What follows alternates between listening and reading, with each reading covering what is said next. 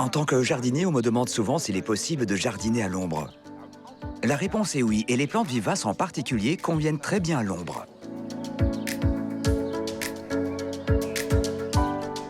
Les étiquettes indiquent si un emplacement au soleil, à la semi-ombre ou à l'ombre est recommandé. Mais que signifie ombre?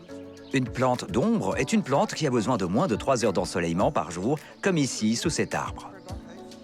Mais vous voyez que beaucoup de choses continuent à pousser ici. La semi-ombre correspond à environ 4 heures d'ensoleillement par jour. Si vous en tenez compte, vous pouvez être sûr que vos plantes pousseront et fleuriront sans souci.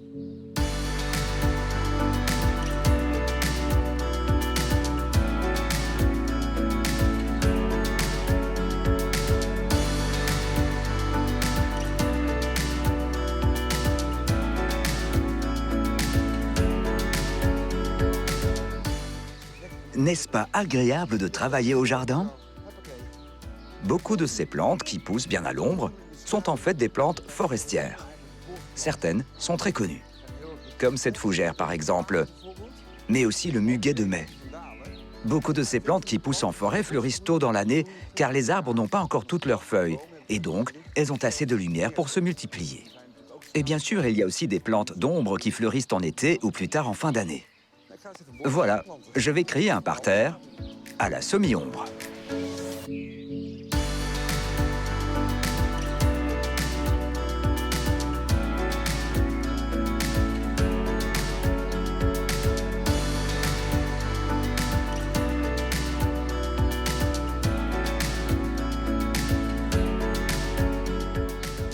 Ce qu'il y a de bien avec ces plantes d'ombre, c'est qu'elles sont résistantes et supportent bien la sécheresse, car elles poussent sous les arbres recouvertes par les feuilles où il pleut moins. Vous voyez, j'ai assez vite créé un joli parterre. J'ai fait attention aux différentes périodes de floraison, aux couleurs des feuilles et à la texture de la feuille.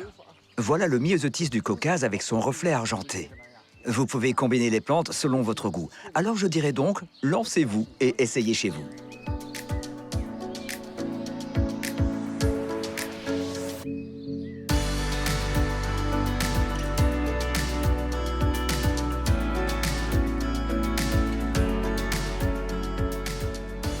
Si vous avez un jardin ombragé, n'optez pas trop vite pour des dalles, car vous verrez que vous pourrez réaliser en un rien de temps un joli parterre de plantes.